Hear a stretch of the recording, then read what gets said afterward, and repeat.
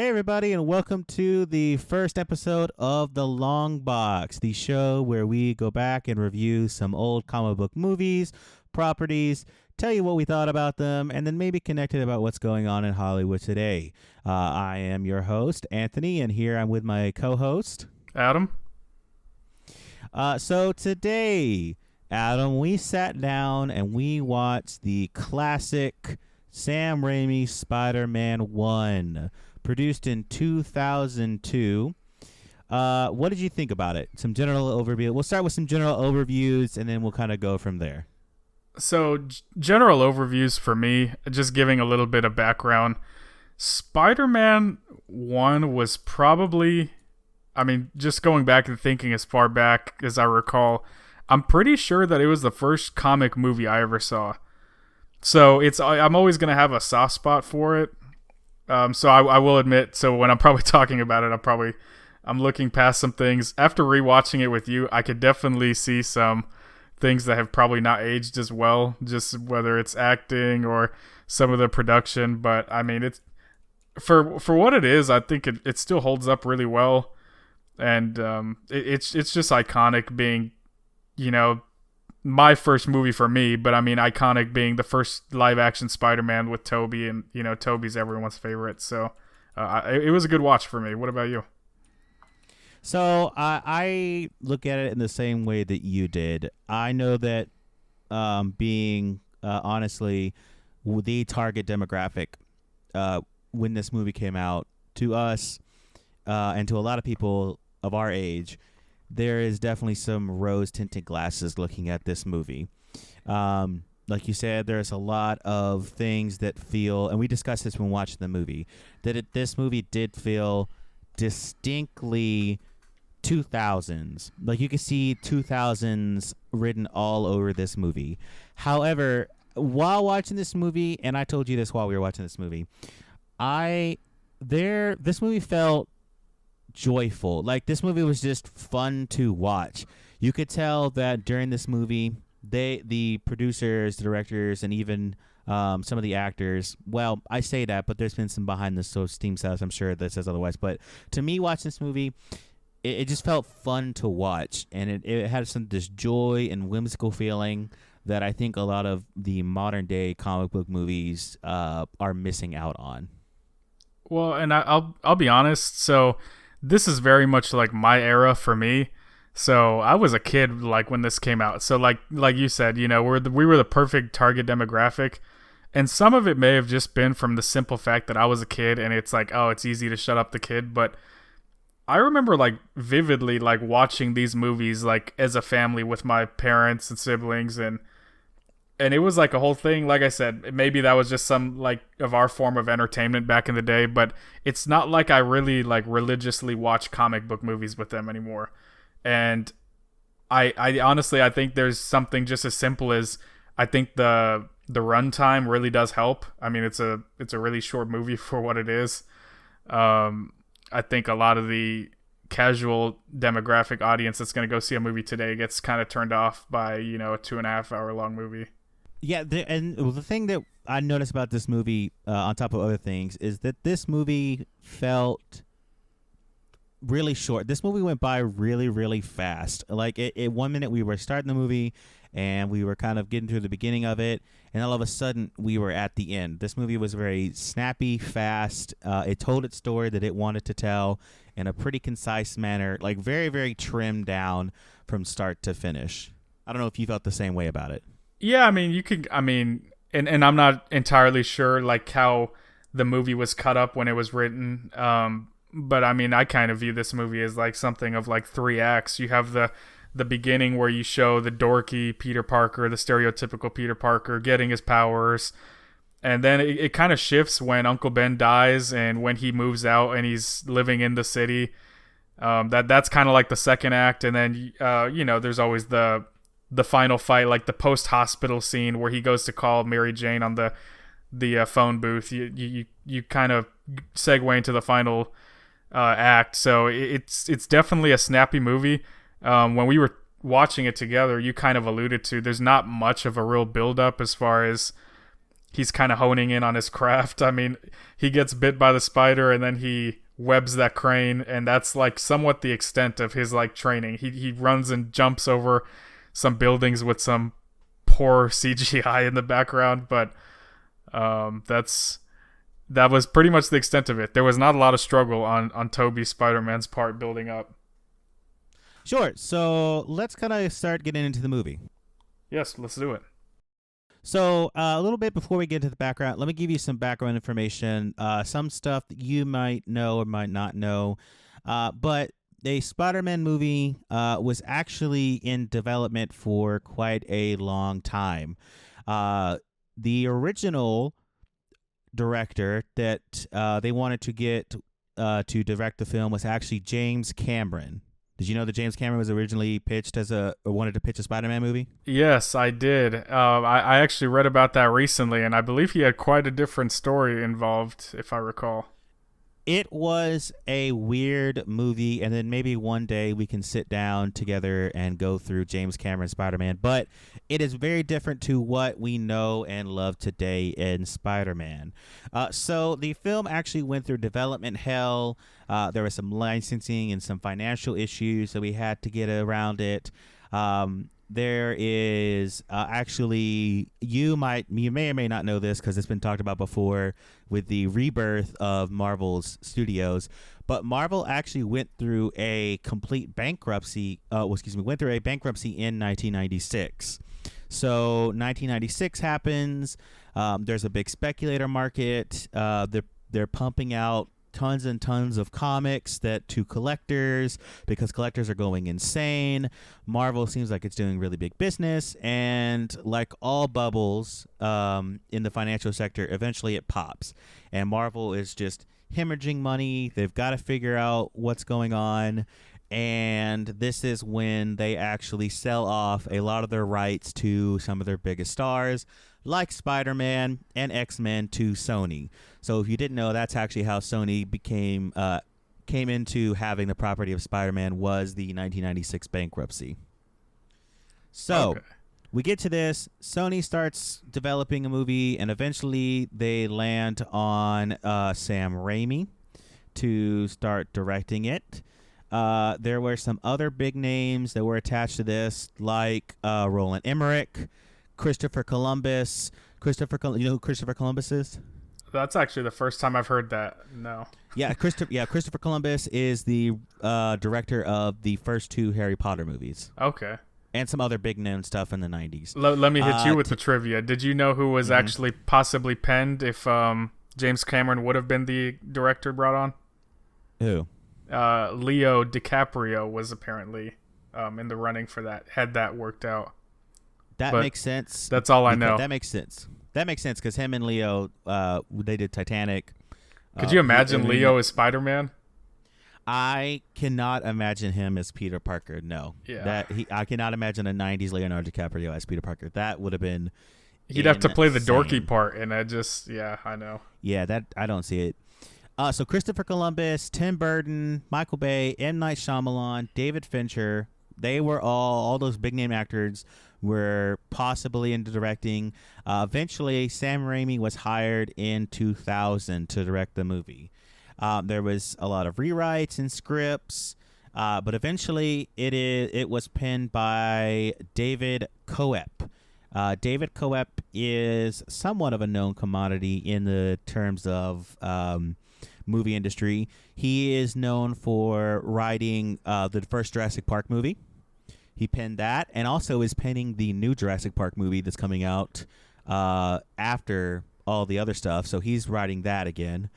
He also wrote Mission Impossible and Indiana Jones and the Kingdom of the Crystal Skull. So the person who wrote this has definitely had a he's had a little success.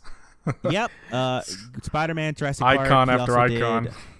He also did The Lost World, the second one, and he co-wrote Jurassic Park 3, which that's a whole other issue. I have issue with Jurassic Park. But that is the writer and director. So getting to the actual movie. So we open up with Peter Parker narrating his life, right? Peter Parker is our ride-along character. He is kind of what we see this movie along. He's Spider-Man.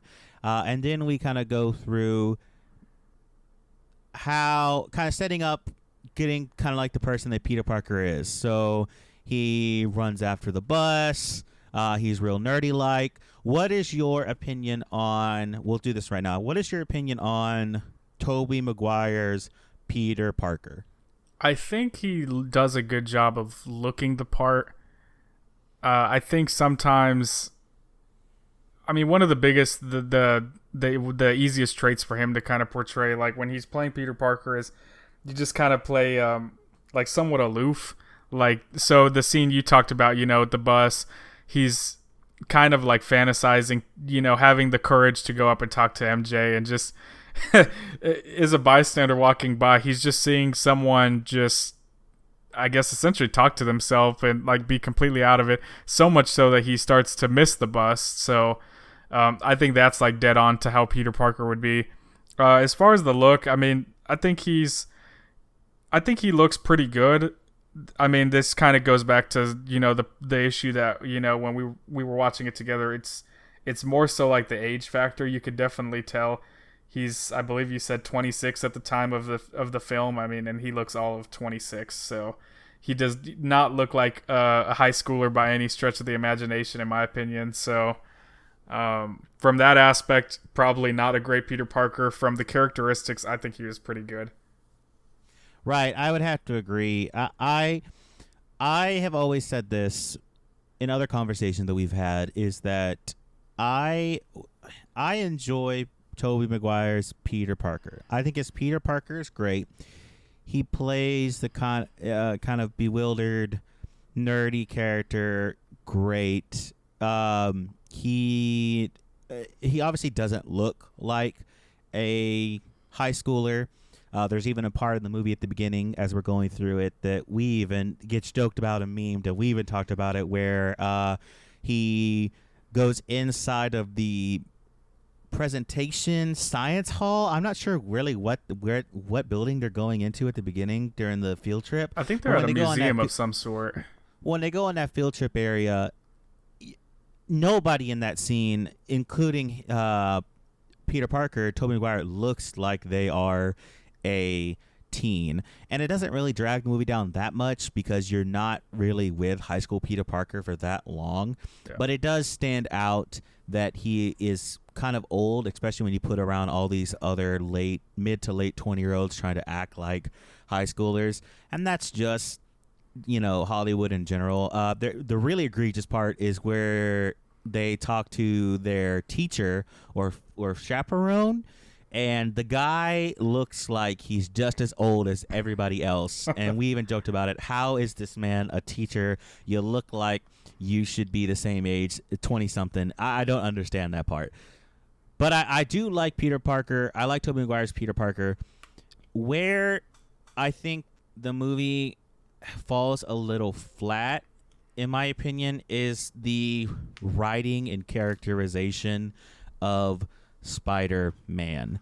I thought about this while watching the movie. It feels like Spider-Man, like the concept of Spider-Man, there's no halves. Usually in Spider-Man comics, right, or even some of the movies, there's two halves. There's the Spider-Man aspect and there's the Peter Parker aspect.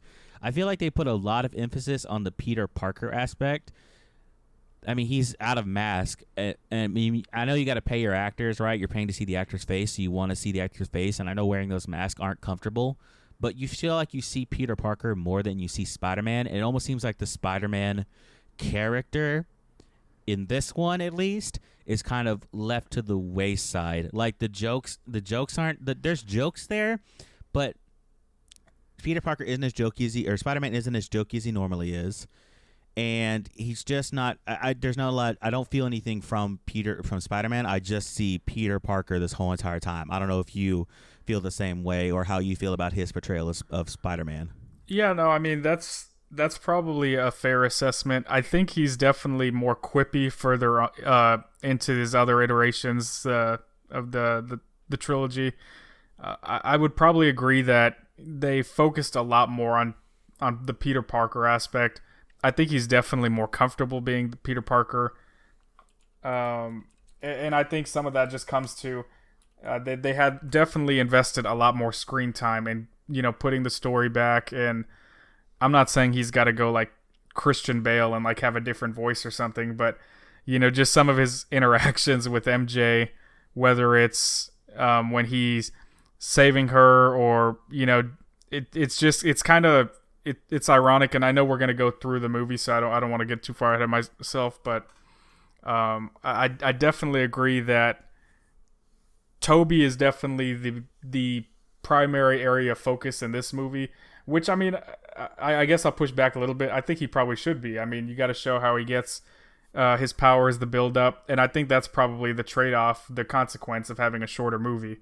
So I think, like, in some of the earlier shots, you definitely get some of the cool shadows of Spider-Man and stuff like that, that we'll talk about here in a second. But yeah, I would agree with your assessment. Sure. So moving on, right? We go through the movie. He gets his powers. He gets bit at the museum, science place. The spider is, conveniently colored red and blue, like Spider-Man would eventually take on the colors. 2002 movie going. We got to hammer in. This is what it looks like. Understandable. So we go through. He gets bit. He's not feeling very good. He comes home. He's got this, the huge spider bite on him. Looks completely disgusting. That was some really good makeup work as far as the bite, because I definitely feel grossed out looking at. I don't know how about you felt about that spider bite. I mean, yeah, it's definitely a product of its time. I don't think they would show that as much these days. It was definitely a close up for sure. So then he wakes up. He's feeling a lot better. So the one thing that I mentioned during the movie is that the physique of Spider-Man. Before the spider bite, he's looking definitely more sunken in. There's a shot of him with his shirt off before, and he looks kind of scrawny, like Peter Parker should. And then when he gets after the spider bite, he gets toned and a little bit more jacked. But I don't think they go overdo it, which I really do enjoy, because, like I said, even Spider-Man in his costume still is very. While he's physically fit, he's very spry and nimble, and he can do all that kind of other stuff.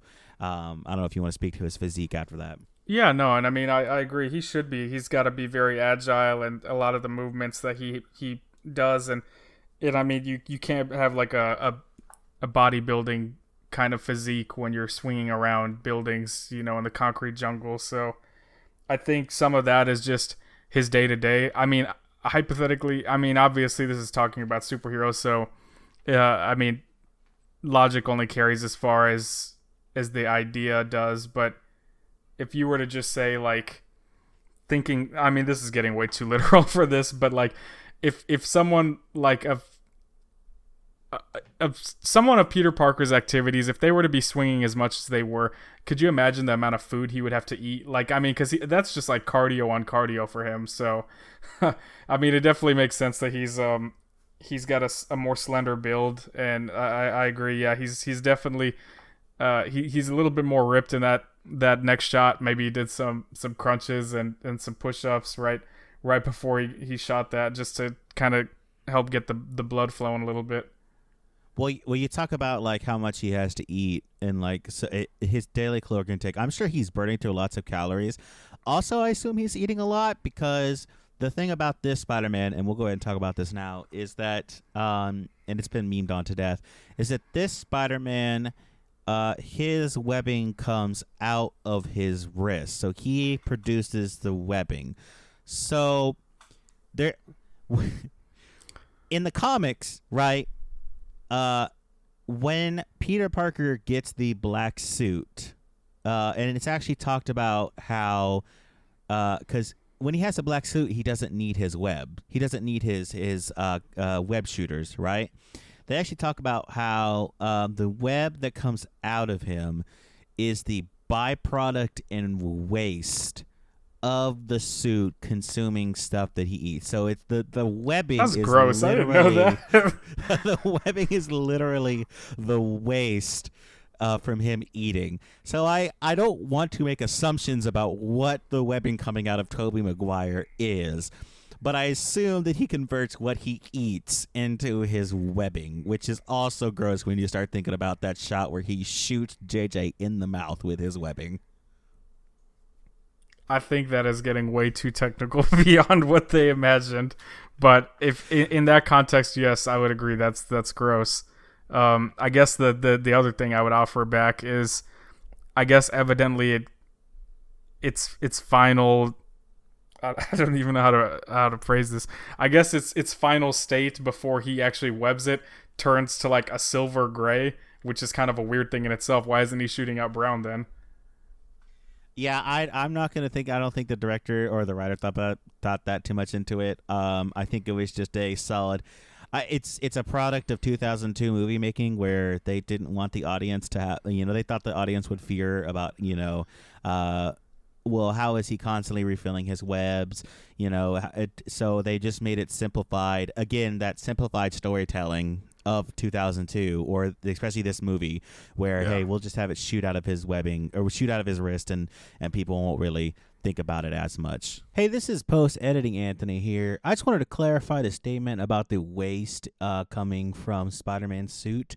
So the comic where we find out that the webbing for Venom is actually his process waste comes from Venom number 22, written in 2001. And actually, it stated in comic that if Venom wanted to do his Venom waste attack, that he was going to have to eat more food. I just wanted to step in here and clarify that. And I mean, I'll be honest. So this is kind of like where to like in my disclaimer at the beginning of this, I kind of said, I've got a soft spot for it. I will I got to defend it a little bit. I think, at least like coming from my perspective, like when I watched this, I was probably like 5 or something. So I wasn't reading comics at 5, and I'll be honest, it's not like I read comics a lot in general, but I definitely wasn't at 5. So when I'm watching this, I mean, just not thinking of this through the comic lens, it kind of does make sense that, okay, he was bitten by a spider, so he will have spider powers. So, like, I guess the kid in me, the 5-year-old version of me, it wasn't, like, so hard for me to entertain, like, yes, he's shooting webs because that's what a real spider can do. I don't know, like, if, like, in the beginning of that sequence where he's getting his powers, I don't know if spiders, like, have those, like, shards of blades that were coming out of, like, his fingertips. I don't know how real that is. I'm not, like, a spider expert, but, so I guess like that kind of makes more sense to me. I guarantee you that's probably all the studio thought. I don't know how much I like to give them the benefit of the doubt, but I don't know how much they were really like honing in on source material for every single aspect. But to your point, I don't know that they would have wanted to go through the trouble of, okay, let's create these web shooters. And I don't know, like it seems like maybe all these movies were shorter. Maybe the studio had some sort of like imposed like 2-hour limit of the movie. Like it's got to hover around 2 hours. So I don't know. Maybe they're like, we just need to get this thing moving. Sure, it's streamlined storytelling. It doesn't get till later. I mean, I remember, and this is kind of get off topic, but I remember when the King Kong movie came out with Jack Black. That in the news, and I remember in circles, like listening to my parents and other people talk about it, that like one of the first times where that first King Kong movie was like almost 3 hours long. It was like 2 hours and 50 minutes. And I know you also had stuff like the Lord of the Rings come out, and all their sequels were also longer. So like I went to go see King Kong live in the theater, like, which is kind of crazy to think that like me being that young, I actually sat there for 3 hours. Yeah, well, that's what I'm saying. Like it's film slowly transitioning to be okay. Filmgoers began okay with going longer and longer. I know some movies there were like straight up like back in the day classic plays. There's intermissions. You can get up and go to the bathroom and stuff like that. Yeah. But eventually, there is this progress of getting towards movies getting longer and longer and longer, and then moviegoers being okay with it going longer and longer. But in 2002. Right, it's more streamlined. We got to get this going, which again speaks to the point where we're getting to the movie where his quote unquote training montage where he's on top of the roof and he's jumping from roof to roof and he's doing the hand signals, all the all the hand signals. It's a very short kind of, okay, this is kind of like what he's doing, building up to it, because there's not a training sequence in this really movie at all. He kind of, and I made it alluded to, he kind of like gets everything like pretty fast. He like shoots the webs in his room for like an hour. He like destroys a bunch of crap, but that's like it. Right, there's no real like training montage. I mean, you just kind of like, okay, cool. He's got the powers. He knows how to use them. Right, going. So moving on with the movie, right? We get to him after he's got and he uses his powers. We get to one of like a pretty heart wrenching thing that we both kind of commented on. He promises Uncle Ben he's gonna paint the kitchen with him. He comes back and then there's the note left on the sink that says, "Hey, Michelangelo." He calls him Michelangelo. Which is what they kind of joked about in the thing beforehand. There's dinner in the oven, basically what he says. And we both kind of made a comment on how, like, gut-wrenching that note was. And I kind of made a note to myself was, I think that is, like, one of the perfect examples of how being Peter Parker, being Spider-Man ruins Peter Parker's life. I don't think you get it too much in this movie. I think this is one of like and they make a comment about later on about like where are you at all the time, and he's like, oh, I'm out. But I think this note it encapsulates that core idea of being Spider-Man messes with Peter Parker's life. Peter Parker doesn't get to have a normal life or get to do a lot of stuff because he has to be Spider-Man, and I think that's like a great encapsulation of where it starts at. This note is a kind of, like I said, a starting point for that. Yeah, that's a great point. I mean, that this is really the first time that he's ever actually, and I know like, you can say your word is your bond, but it's not like he actually promised he will paint, but it's kind of like the first commitment he made that, yeah, I'll be right back, I'll help you paint later. And it's the first time that he told someone something that he wasn't able to do, obviously foreshadowing a bunch of future unkept promises as he only gets further into becoming Spider-Man. But it's a good catch by you because it's definitely noteworthy. You don't always get that, where both ends of his world are kind of pulling at him, needing his attention. And it's kind of cool, hard to watch, but I mean, it's cool seeing that side of Peter Parker. Right, and that'll all amount accumulate to two, where he does have to kind of like start picking between one or the other. So it's a nice build up to that scene in 2, where, like I said, he has to decide: am I going to be Peter Parker or am I going to be Spider-Man? Right? He feels like he can't do both in his life. Yeah. So moving on, right? He goes through the day. We get that really cool shot, and I thought it was still really cool while really cheesy. Well, first off, he goes to the cafeteria and he catches all the food, which we all, we've heard a lot about the backstory behind that. It took them several tries to get that. That's a really fun shot. And then we kind of go through where he starts demonstrating all of his powers, where he fights Flash, and we have that, 2002 slowdown CGI where you kind of see all the different parts of the school. Spitball. We see the spitball, the fly, the thing. So I thought that was really, really cool. Even back in 2002, that's a really impressive shot. And then it all kind of culminates into Peter. That's also the first time we actually see his spider sense. Right, that is the first time we see his spider sense, which I think is a fun way of kind of showing that, slowing down, kind of sensing everything that's going on in the room around him. Yeah. So eventually we kind of get through. Peter and MJ have a talk in the backyard area between their houses, which are suspiciously close.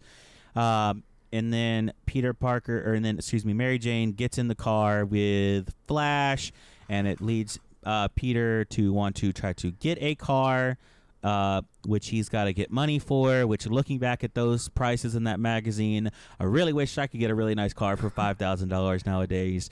Nowadays, those cars would be like $10,000, $15,000, $20,000 for some of those cars he was looking at, or like the newer models for this car. So that's definitely 2002 written all over that. And I don't know, like the car economy over in New York, I don't know if like, because obviously mass transportation is so much more of a thing over in New York, I don't know if cars like cost more relative to other areas, or if it's like the inverse. They're just like dirt cheap because no one will buy one. So maybe that also kind of aided in the pricing of 2002.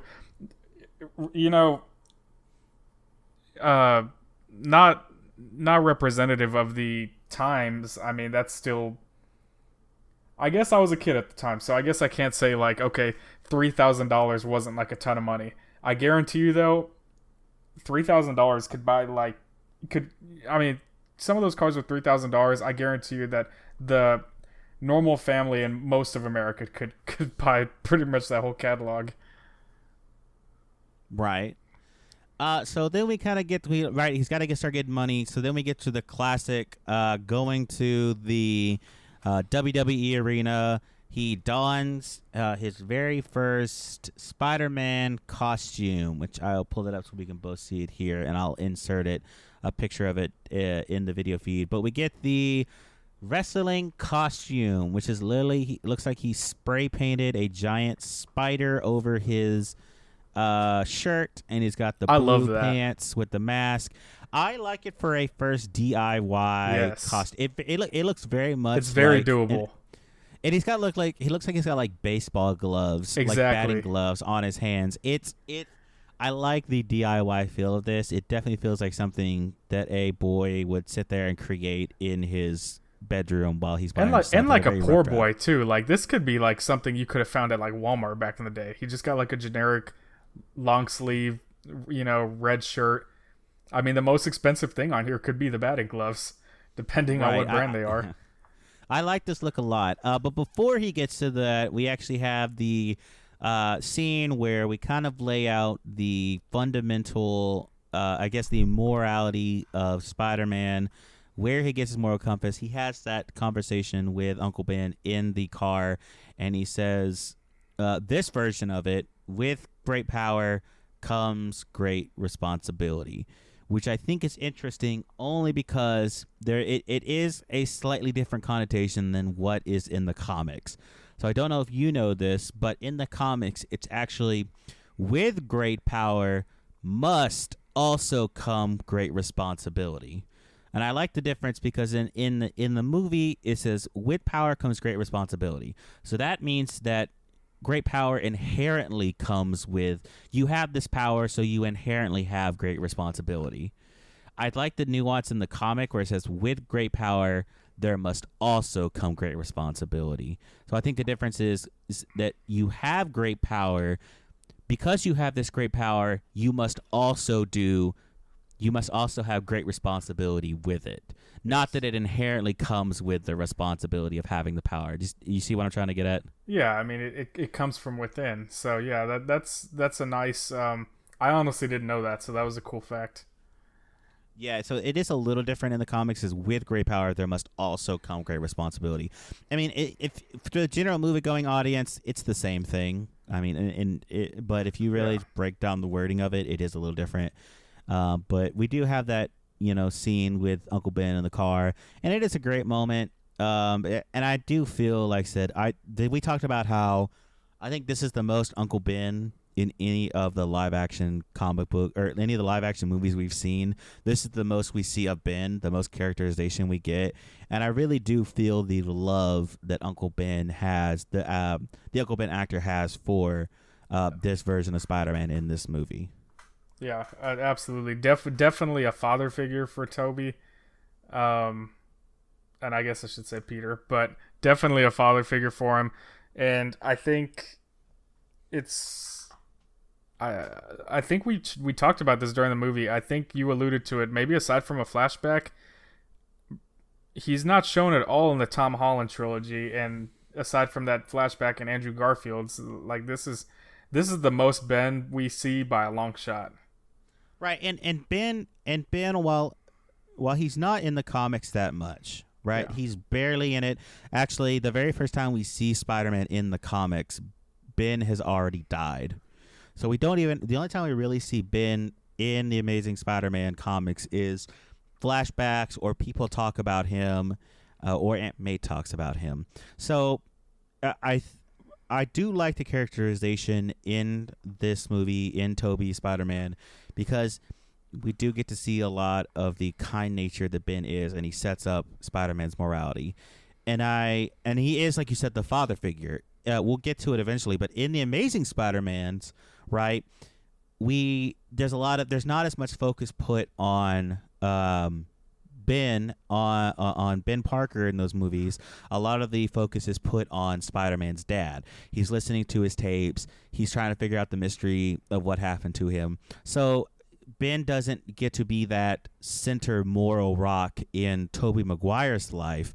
A lot of that honestly gets put onto his dad and Gwen Stacy's dad in the first one. And then Tobey Maguire, that morality comes from, he gets that father figure or that morality from May in the movie, which I do think there is something to said about May being the one giving him that morality, because May Parker is the person in his life who does guide him, who does love him, cherish him after Ben dies. So I do understand giving May that morality rock, that foundation for him. But like I said, in the Tom Holland one, May Parker and Tony Iron Man takes that fatherly role. So I do like how in the first movie they do let Ben Parker be that fatherly mentor role in Spider-Man's life and where he gets that morality. I do like that aspect. Yeah, for sure. And I mean, it's what also helps make it unique. It's definitely not, we didn't know this at the time. I mean, who is to know what movies were to come?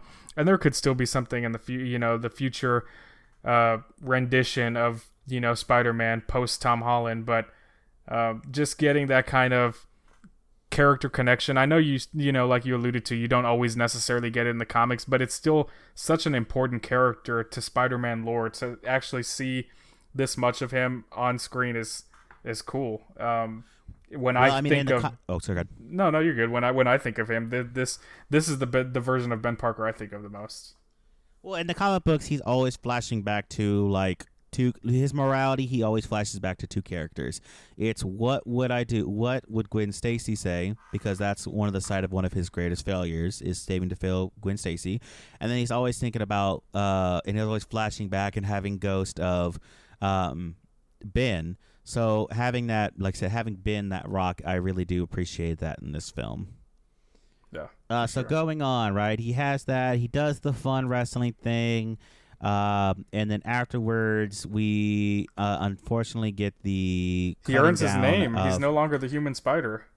Right. He gets it from what would have been Mysterio if Sam Raimi was able to get his fourth Spider-Man movie. He gets the name Spider-Man from Bruce Campbell. I'm just going to call him Mysterio because that's honestly what he was going to be.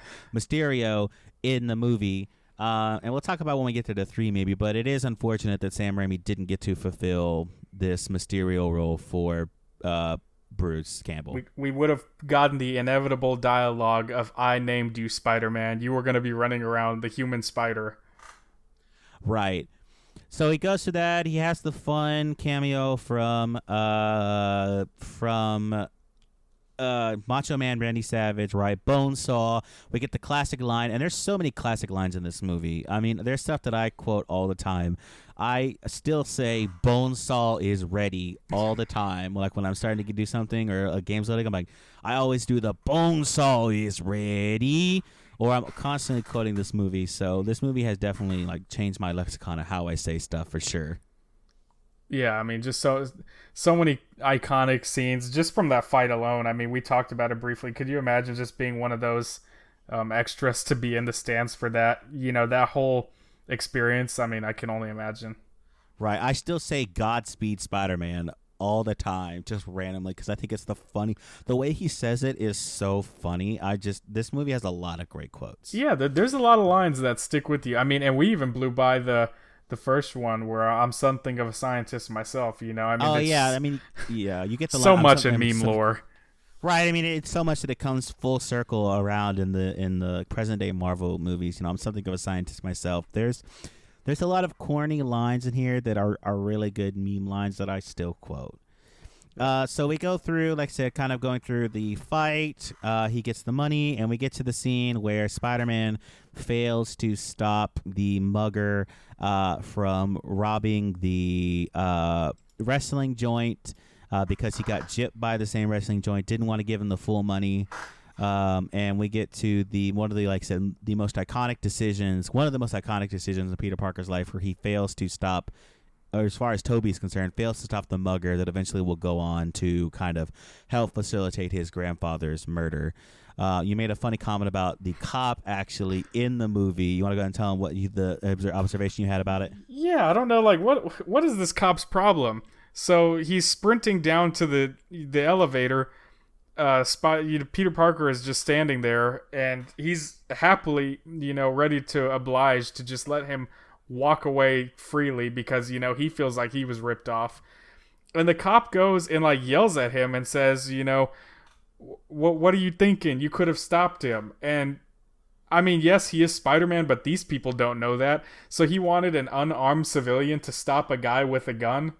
I mean, it made no sense. And on top of it, he hit the guy when he stole the money. So, I mean, for all you know, he gets pistol whipped or something. Who knows?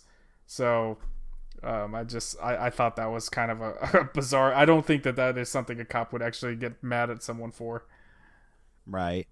So Ben is murdered, right? We get the scene, he's crying, and then Peter Parker, Spider-Man, like goes through this insane bloodlust is the only way I can talk about it, where he literally is going to try to go murder the guy that he thinks killed his grandfather.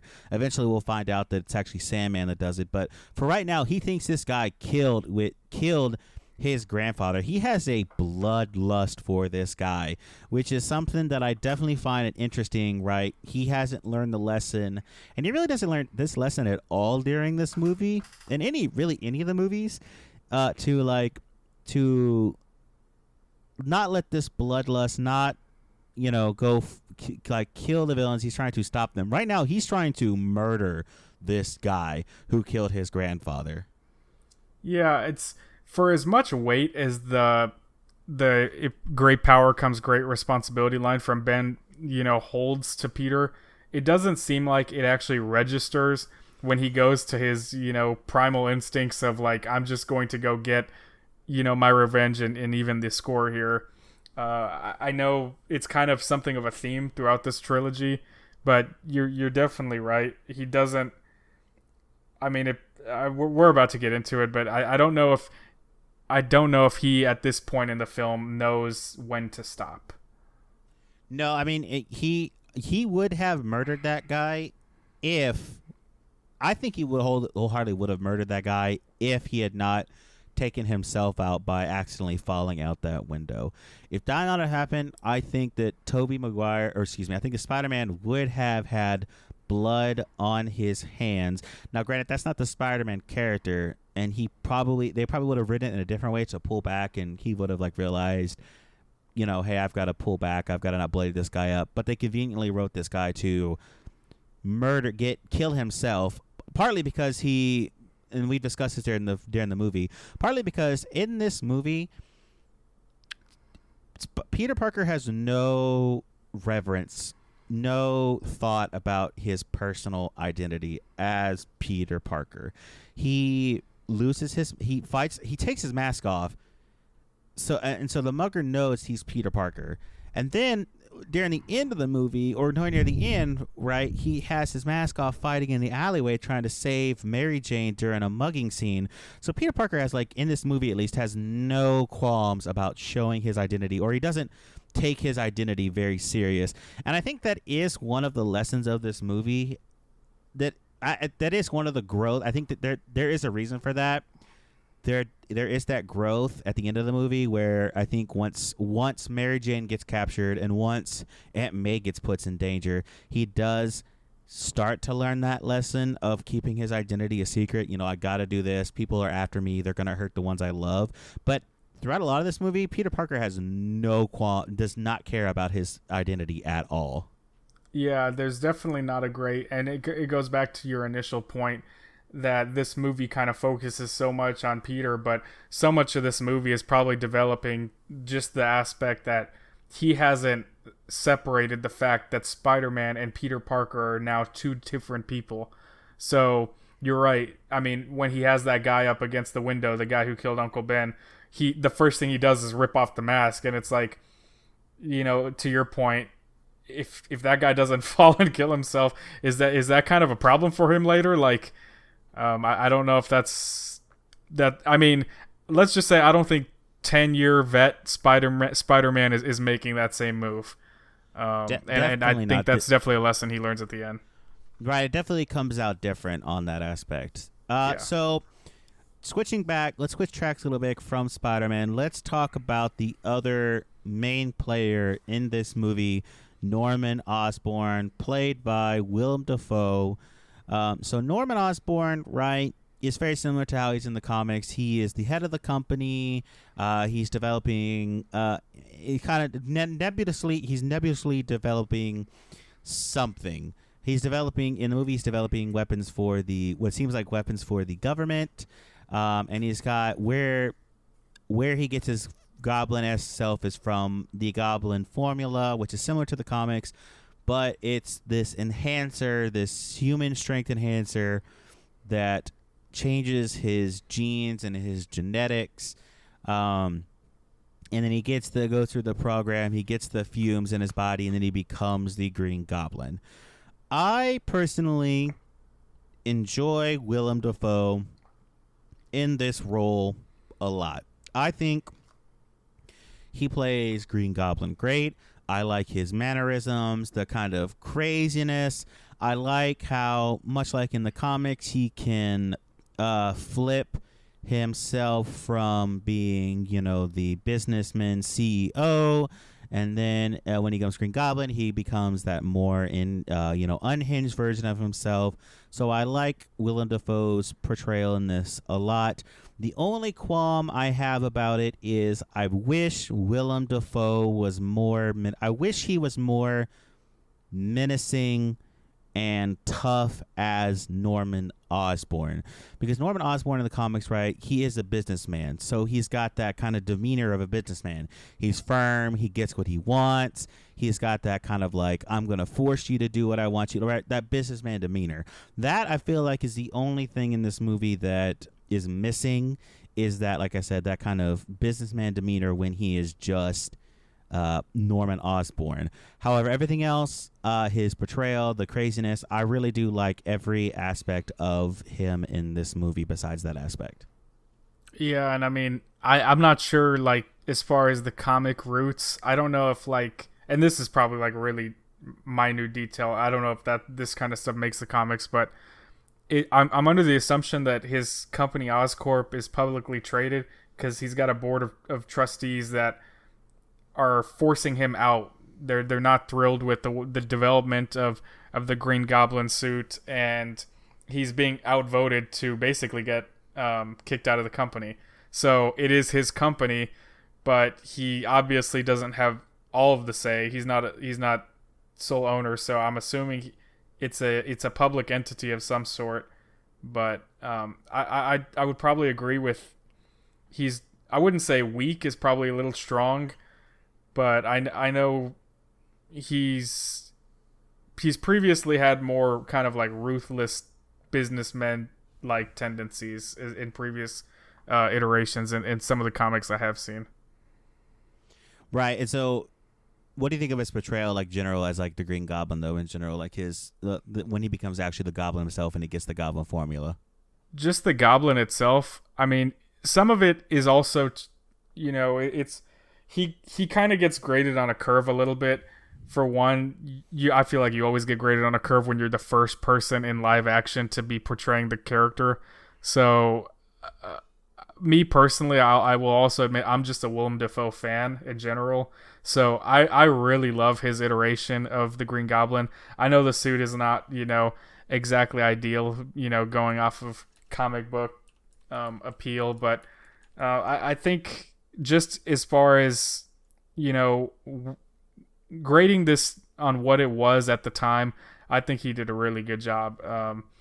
It definitely has some of those Sam Raimi elements you like to point out of like the horror roots where you have some of the goblin jump scares that definitely kind of got me when I was a kid. But I think he's a really good a good wearer of the glider. Right. I mean, his suit is definitely, and we talk about his suit a little bit. His suit is definitely built on kind of what he is doing at his company. It is more of like a military battle suit, which, I mean, I guess conceptually, if you're trying to get, I will admit, having him be in a straight goblin outfit with the long, purple, flick back to the side like a nightcap and the goblin ears and the mask. I mean, in live action, I do think that would maybe look a little dumb. I think there's a ways to round it. I think what they did in No Way Home kind of is a good mixture of that. I wish there was more. I wish there was more purple in the suit. I mean, purple is an iconic part of Green Goblin's outfit. I think in the movie you do see he's got that purple, iridescent or like kind of like sheen on the sides. So you do have some of that purple aspect. I just wish there was more purple in the suit itself to kind of be that iconic purple and green goblin aspect to it. Yeah, you're right. It's definitely missing some purple. You pointed out a good catch. I never noticed that the machine green actually has a little bit of a purple hue. So that's a nice accent piece, but I definitely hear you. Looking at his appearance in the comics, missing purple definitely kind of stings. Right, and it is weird that they went a more military aspect with it, because like in the comics he's shooting magic sparks out of his fingers and bats, so he's definitely in the comic has more of a Halloween type feel to him. They changed that, like I said, in the movie they went with a more realistic military look in it, which is it's fine for a live action first. I just wish they would have maybe done a little bit more of the purple. Well, and like you pointed out too, I mean, there's not much of a montage either build up for him. I mean, he turns into the goblin and he's already like flying on the glider at the first chance he gets. Right. I mean, he kills that one research his rival, military contract, and then he goes after he gets voted out, like we just talked about. He goes and he actually bombs the rest of the board in that sequence. With he bombs them, and it's such 2002 CGI Halloween skeleton disintegration. It's a funny look.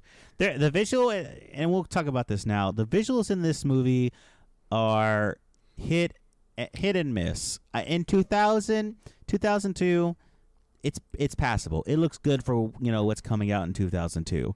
Nowadays, to modernize.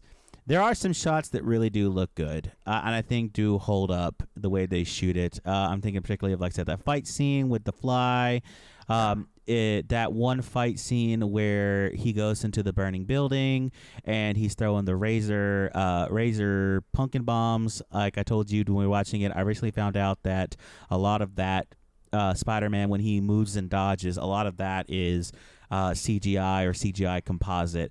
So that looks really good. However, when he attacks the Unity Day Fair parade, which I don't even know what the Unity Fair parade even is, that's a whole different subject, because Mary Jane's wearing an Asian dress and she's got chopsticks and fan earrings on, which is a whole different thing entirely. Hey, this is post-episode editing Anthony here. What I should have said was that Mary Jane was wearing an Oriental dress. That probably would have been more correct. She is, however, wearing chopsticks in her hair and fan earrings. So where the skeletons get vaporized, this movie's effects can be real hit or miss at times, and it's just a product of the era it's in. Yeah, it's definitely probably like at the tail end of that era. I don't think that kind of stuff kept going for a whole lot longer. Like the first thing, honestly, when I see the bodies being vaporized is, I don't know if you remember this, and I know this is more of a comic channel, but if you ever watched Home Alone 2, where I believe it's Harry gets electrocuted. They show like a quick little snippet of like him being like turned into a skeleton, and then he obviously turns back because it's, you know, a family movie. It kind of reminded me of that, and I know it's probably controversial, but I kind of dig the cartoonish, like Looney Tunes, Wile E. Coyote. I love that stuff. I know it's cheesy, and I know it's like definitely out of place. It's a product of its time because you definitely will not see that in a superhero movie now, and it definitely sticks out. But I guess I get a kick out of some of that older stuff looking back at it now, but it goes back to like how you said starting out. I'm definitely looking at it through rose-tinted glasses. So, well, and I will say, it makes it. It gives a certain charm to this movie, and honestly, all these Raimi movies have that same kind of like. Yes. It feels, even though they did have a huge budget, and they actually during it they grossed 825 million worldwide. It was the third highest grossing film of 2002, and it was the highest grossing superhero film at one time until of course other movies, blockbusters came out. But it feels, it's like watching kind of like either the comics or like those Saturday morning cartoons kind of come to life. It's got that Saturday morning cartoon kind of feel to it, right? That cartoony aspect, which I think for the time, and like you said, looking back on it, it does give it kind of like that charm, especially set against the more real world looking aspects of Amazing Spider-Man and the Andrew Garfield and the Tom Holland. It does have its own distinct feel to the movie. Yeah, for sure. And I mean, just kind of speaking more specifically to the storyline, Peter Parker doesn't really know that Norman and the Green Goblin are the same person. The only ones that really knew this were the ones that got fried on that balcony. And I guess maybe for better or worse, Harry not being probably the sharpest tool in the shed or not having the most ambition, him being kind of shielded from his dad's work.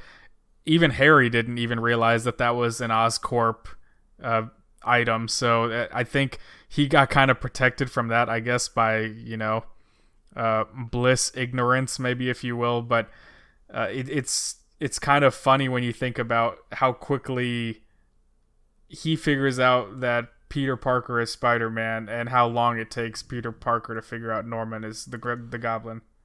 Right. Well, and then speaking on we can go ahead and talk about Harry's portrayal played by James Franco in this movie.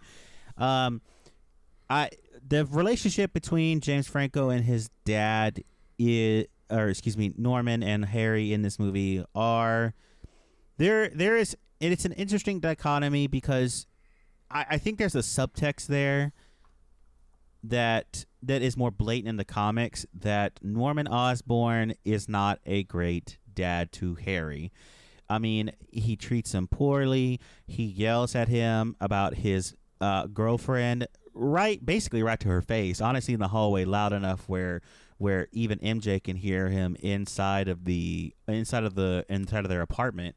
But the characterization of their relationship, I think there's a subtext of, like I said, just how Norman doesn't care about Harry, and honestly, even when he drops him off, he shows more attention to Peter, and he tries to get Peter on his side. He almost wishes that Peter Parker was his son because he's more ambitious, he's smarter, he knows a lot more. It's something that isn't present in the comics. Harry's also feels like Norman isn't treating him very well, and that Norman's a bad dad. But in the comics, there is something that I feel like I'm missing in this comic book, in this movie, where I don't feel that Norman actually has a genuine affection for his son, or at least I don't feel it in this movie. I just see like the subtext of Norman not caring about his son at all. No, and I think that kind of grows too. Like, even just thinking from Harry's perspective, I think some sort of like resentment starts to develop.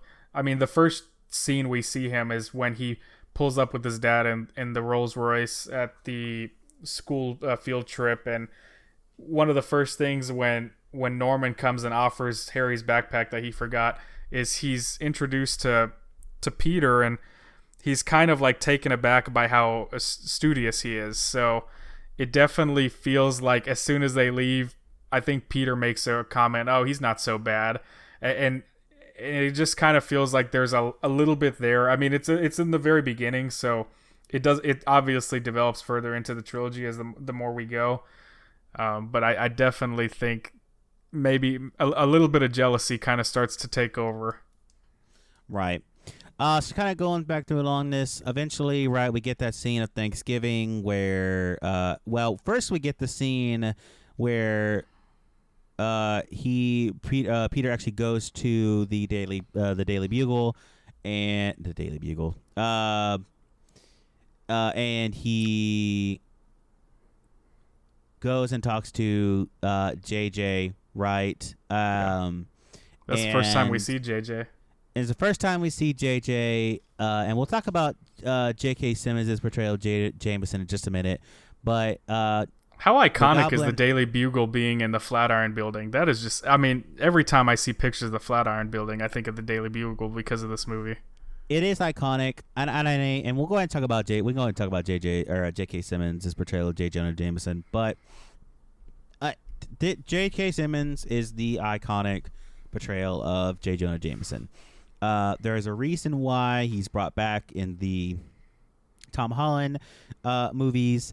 I know you haven't seen it, but the only thing I think even comes close to rivaling him is the 90s portrayal of J. Jonah Jameson, which there is a scene that is actually pretty close in the animated series to this movie where Green Goblin attacks the Daily Bugle and then asks J. Jonah Jameson, who takes pictures of Spider-Man. And I think it tells you all about you need to know about J. Jonah Jameson, where he doesn't give up Peter Parker's information, right? He might seem like a kind of a hard ass, a real hard boss. He does all this really, terrible stuff, honestly, as a boss. But at the end of the day, he is a good guy who does try to look out for his own when he doesn't even give up the identity of Peter Parker or like who takes pictures of Spider-Man. So I think for that instance, J.K. Simmons' portrayal of J. Jonah Jameson is iconic. When I read the comic books, when I read JJ's lines, I'm always doing J.K. Simmons's, the J.K. Simmons is my voice for J. Jonah Jameson when I read the comics. Yeah, I definitely agree with that. It's kind of one of the biggest things too. I think that those hidden elements that I think is missing from the Tom Holland movies.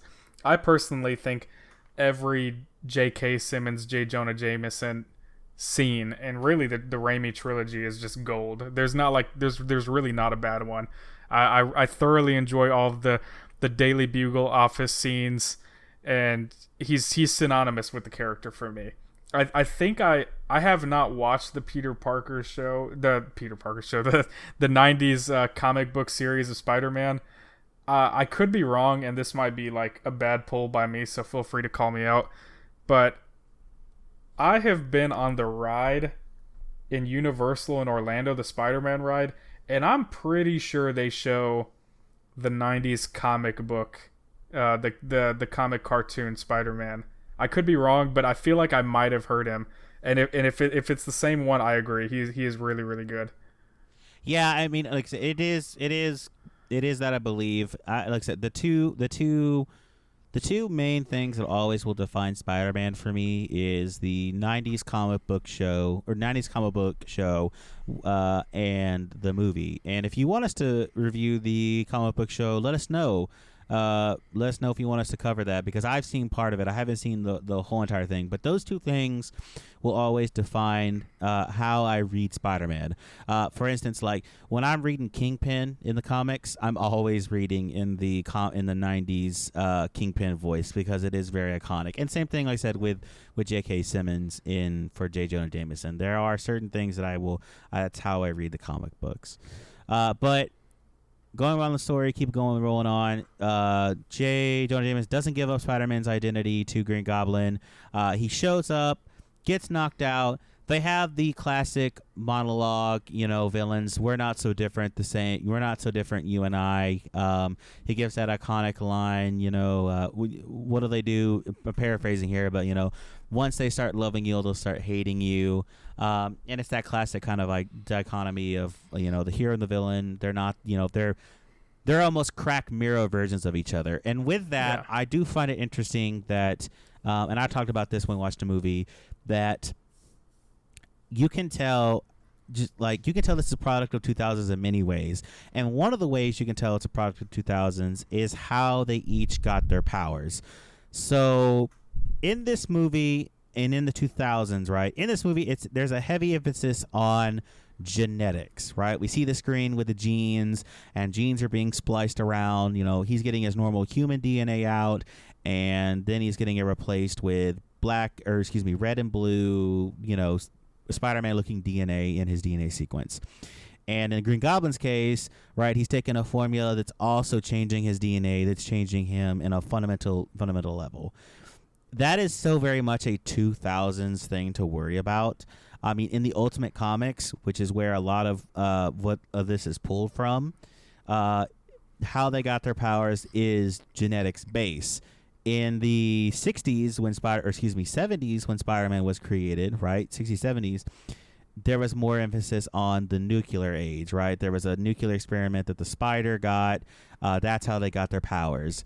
The Fantastic Fours, cosmic rays, nuclear rays, the Hulk, right? A gamma bomb. So you can tell. I do like how you can tell this aspect of it changing, showing its 2000 age just by from that genetics point alone. Yeah, it's definitely it's more of a product of its time from that sense. Comic book movies these days, I mean, a lot of times too, they've started making it a habit of foregoing the initial plot of how they became the hero or the vigilante. I mean, look at Robert Pattinson's Batman. They don't do the origin story. Tom Holland, they really don't do the origin story. So I think some of it is, and it's a credit to the heightened popularity of comic book movies just in general, that they're entrusting the audience to just kind of know the basics of how they became to be. But it's something we look back on fondly because it's just of what that era was. But I agree, it's definitely it's not comic accurate to say the least. Well, it is in certain, like I said, it depends on what you're reading. They pull from it. It feels like this one is more, and it's more hand-holdy in the beginning as far as like where their powers come from, who are these people, and again, it goes to what you said, where nowadays some of these characters are so ubiquitous and their stories have been told so many times that they skip it because they feel like, you've already heard it 1,000 times. Why would we tell you the story again? Well, we can go, these characters, these big name characters, Batman's origin. We don't got to show Martha and Thomas being shot in the alley. We don't got to show those pearls, for the 1,000th time.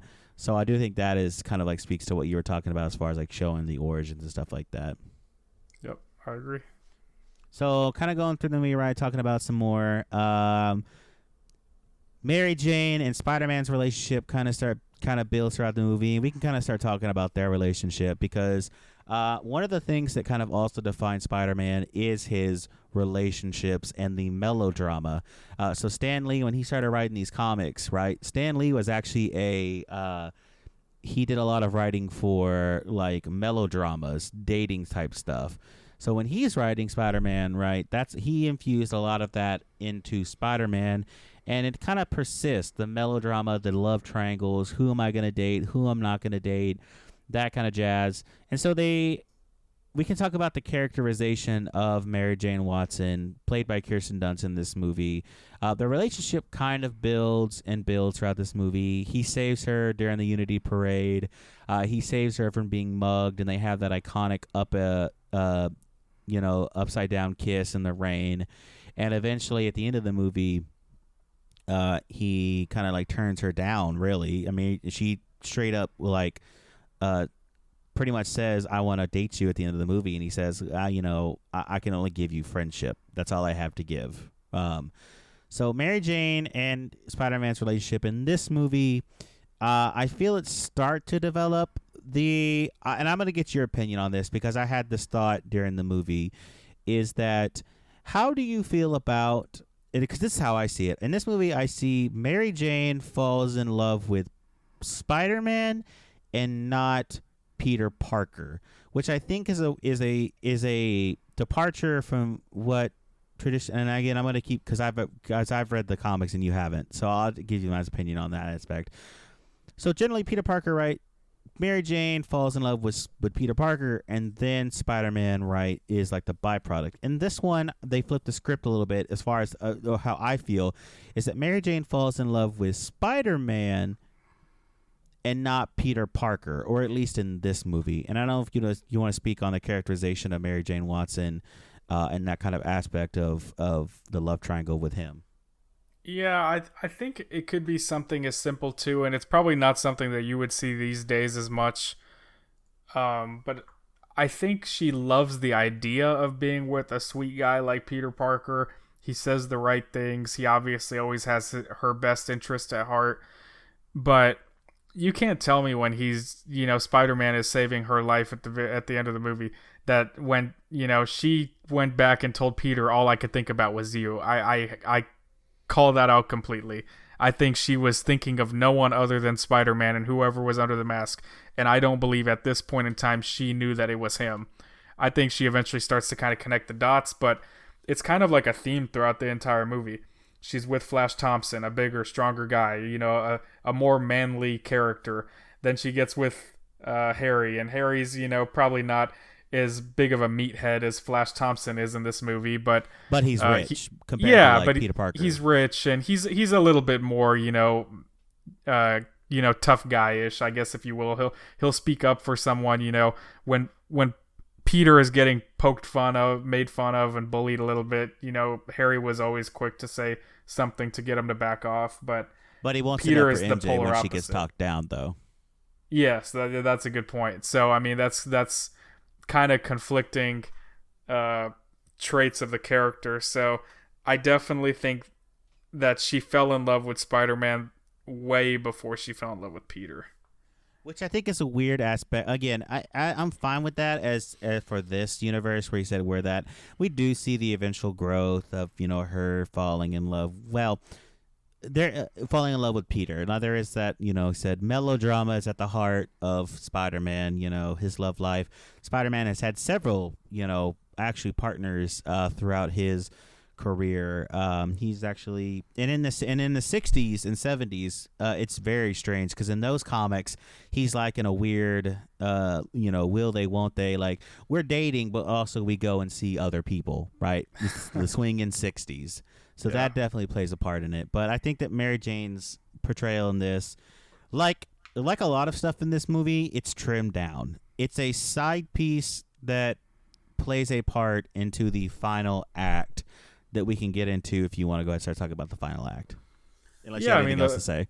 No, I think good stopping point. So like the final act for me kind of starts in where the first thing is Norman realizes that he needs to go ahead and get at Peter, and this is after he's figured out, Peter is Spider-Man. You mentioned the confrontation they have where Peter thought he was going to go save, an elderly woman in a fiery building. It winds up being the Goblin, and he hits him with the pumpkin bombs with the blade, so he has the cut, and he puts the pieces, together when they're having that. I believe it was like a Thanksgiving meal or something. It was quite the preparation from Aunt May, and this is kind of where things register. He's like, I need to attack Peter, not Spider-Man, now that I know who he is. So he goes, he puts Aunt May, and I guess they kind of allude like she may have had a heart attack or something. She's in the hospital, and it's starting to register with Peter. He knows, he knows who I am. He went to Aunt May, and then it hits him. He's like, oh, well, who's watching Mary Jane? So he goes to the phone booth. He's trying to call her place to get a hold of her, and the Goblin picks up, which is, great theatrics. Just the thought of him listening to Peter leaving a voicemail and then picking up is really great to me. So then he's waiting for him on the bridge with the fairy in hand and Mary Jane in the other hand, and forces him to make a choice. And for me, that's really, that's probably one of the first times, since Ben has passed, that he's really had to make a choice, between the two. It's obviously selfish, picking Mary Jane, but that is his love interest versus saving a car full of, 50 people and a bunch of kids on it. So I when we were watching this, you pointed out it was probably the only way he could save them both, by going for MJ first. But it was interesting seeing him kind of have to fight, those two aspects really for the first time in live action. Seeing him have that conflict of, helping himself personally versus the greater good. And I just think that it's a fantastic lead in to like a really great ending for me. I mean, and we'll get into the ending, in a minute, but that's kind of like the perfect scene for me. And I guess, wanted to get your take before we go too much further. So I'll say this: the bridge scene is the first scene in the movie where I think he finally becomes Spider-Man. Yes, he does all the heroics at the throughout the movie. We have that montage of him kind of fighting crime, webbing up muggers, bandits, and doing the typical superhero stuff that we all get. But I think the bridge scene where he has to make the tough choices and he has to figure out a way to save, like you said, both his love life and be his responsibility as Spider-Man, and he has to essentially balance both. I think the bridge scene is where he finally becomes Spider-Man in the movie, and I think that is kind of, like I said, the start of where he will grow as the character. And that is, like you said, he has that "with great power comes great responsibility" line, that he has to make the tough choices, like you alluded to. Yeah, so that happens. He goes and he grabs Mary Jane and he swings under the bridge, and he's able to grab the trolley's cable wire, and luckily, by happenstance, of course, there is a tugboat, or whatever you want to call it, is making its way towards them. So hopefully he can, drop it below. Norman realizes, he got them both, so it's time to go attack with the glider. This is really the first time where Mary Jane, I guess, is kind of, I guess I wouldn't say like invincible, but she's definitely pulling off like some superhuman stuff in this shot. Like when Norman goes and collides with Spider-Man with the glider the first time, she's, making her way down the cable, and she literally holds on with her entire body weight being thrown the other way with one hand, which is just like miraculous in itself. Then she jumps down onto the car and is able to still like, find the edge where she can actually grab onto and still not fall. I mean, it's just, I obviously a little bit of plot armor there, but I think this scene is just so iconic just from the fact that it's so short off of 9/11, and having, the bystanders, it's a main stoppage on the bridge, of course, because of everything that's going on, get out of their cars and start throwing anything they have, getting tire irons out of their trunk, getting garbage, and just aiming it, at the Goblin, trying to get him to back off of Spider-Man while he's trying to save the car and Mary Jane is a pretty cool tribute for, what was going on in America at the time. Right, and I agree on all those points. I think that it is a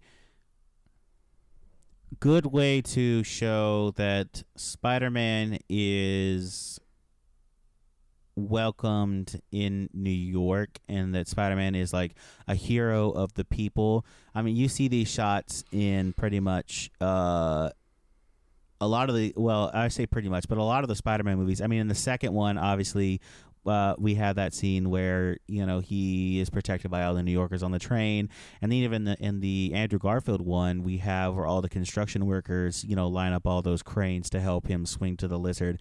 So I think there is something fundamentally about Spider-Man that I think actually attracts a lot of people to the Spider-Man character is that he is a hero of the people. He doesn't feel like a hero that's on a pedestal that is above everybody else, like an Iron Man, or even like sometimes a Captain America can feel. Because Captain America, right, he has that feel of being he is a hero of the people, but he is this grand, lofty idea that we have to, build up to and inspire to. I think that this scene perfectly encapsulates Spider-Man, that he could be any one of us, and they'll do more of that, like I said, in the subway scene in 2. But this is kind of like that feel of Spider-Man being a hero of the people, that he can be any one of us, and that anybody can step up and be a hero. I think that's a good encapsulation of that idea. No, that's a great point. Definitely a unifying moment, and it definitely makes you feel like he's a symbol of all New Yorkers, and that he himself is a New Yorker and he's welcomed as one. And that's probably some closeness that you don't necessarily get with every hero. But yeah, great points. So after that happens, luckily he's able to get the cable car down to the tugboat, and the Goblin wraps him around, takes him into that abandoned warehouse where it sets for the finale, the final fight. And I guess, if you want to offer up your take of what you thought.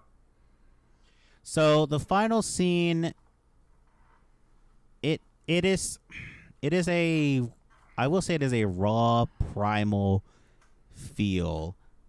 It is very personal, which I think is great for a Spider-Man story, and especially one that has Norman Osborn in it. It is a very personal, intimate feel that I don't feel like you get in a lot of modern day comic book movies. It is a raw, visceral, punching, fighting, one-on-one. Not a lot of CGI, a lot of practical effects. There is some CGI here and there, touch-ups and other stuff. But it feels very personal and raw, and that's something that I really, really enjoy about that final fight. And when Willem Dafoe has that mental break, or is acting as defenseless, and he's asking Peter to forgive him and trying to bait him in. I cheers to Willem Dafoe on that scene, because he plays that role perfectly, and I really enjoy that final fight. I'm going to be honest with you, and you can heat check me if you like. And this is absolutely probably like a soft spot, but I feel like it kind of earns it. This has got to be probably like a top 5 fight for me, like in comic book movies. I just love this fight. It's so raw. It's got the emotion, and I mean, you got the Green Goblin doing like a front flip into a punch. It's so physical and violent, and it's like, for when it was made and how it holds up now, I mean, in some instances, I feel like we don't get a lot of this.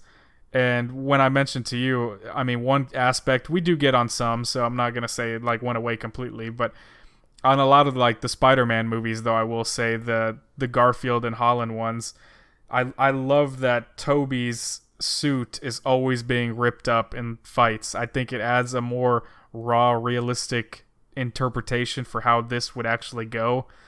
So seeing his mask, always halfway ripped through, I think is just awesome.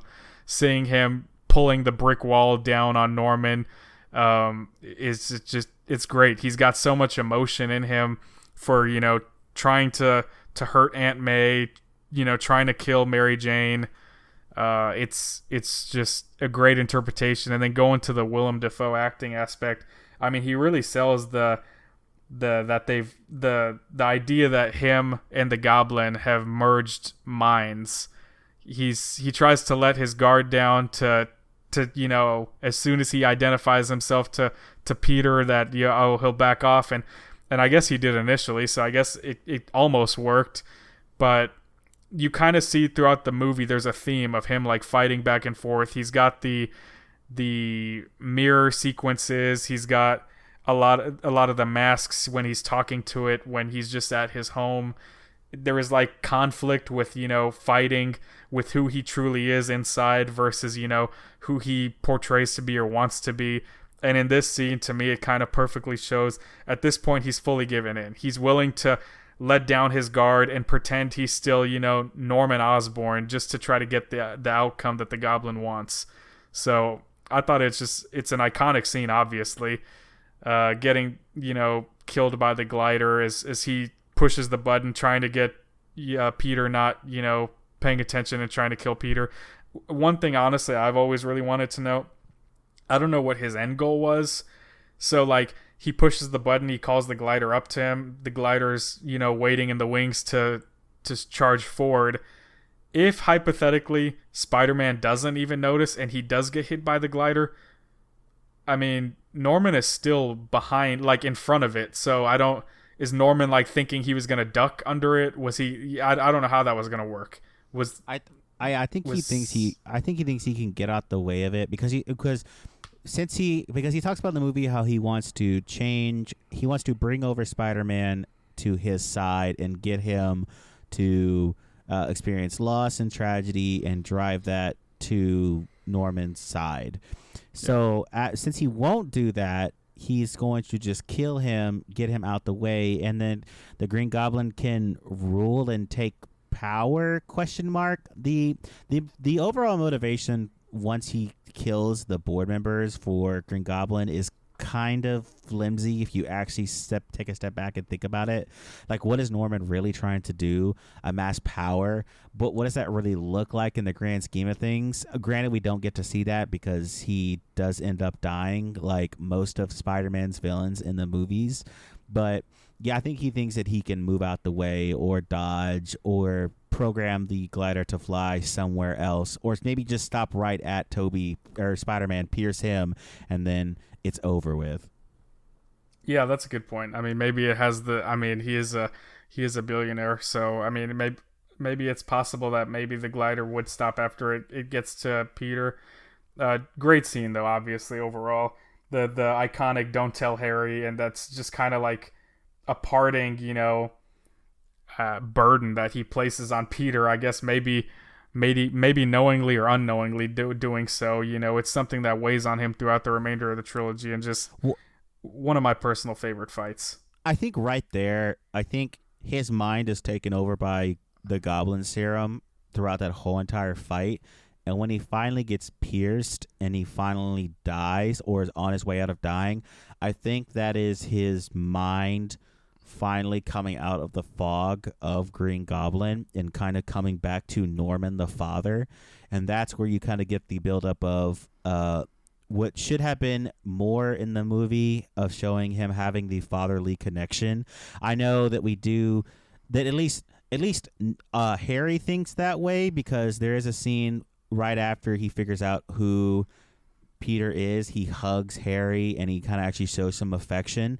I think with the proper build-up, that might have been more explained, but I think right then and there he comes out of the goblin side of him and he's like, oh, I'm going to die. Don't tell Harry how bad of a father I was. I think that is him trying to step up and actually be a good dad, and his mind finally coming clear of the Goblin Serum. Yeah, that's a good point. Yeah, it could be.